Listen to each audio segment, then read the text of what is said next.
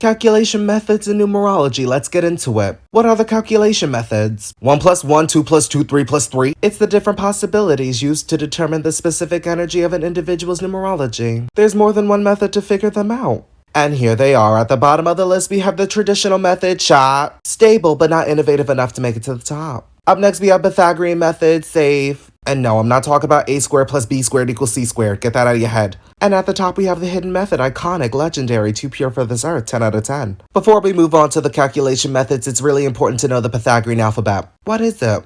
It's widely used to determine the numerology of each number, meaning that each letter in the alphabet correlates to an energetic number. It's also important to note that K and V are master numbers and can utilize the reduced and non-reduced energies. Feel free to screenshot, I'm not going to read this. On to the hidden method, it adds all the numbers and letters as one entity. All the double and triple digits except for master numbers need to be reduced down to a single digit. For instance, if it doesn't add up to 11, 22, and 33, it needs to be reduced down to a single digit. Up next, we have the Pythagorean method. It adds all numbers and letters straight across. Same gig over here. All double and triple digits that are not adding up to being master numbers need to be reduced down to a single digit. You got a 12-3, it's a 3, not a 12. You got a 14-5, it's a 5, not 14. Potato, potato, tomato, tomato. Last but not least, we have the traditional method. It adds the month, the date, the year as separate entities. Of course, this only works for a specific date or a birthday.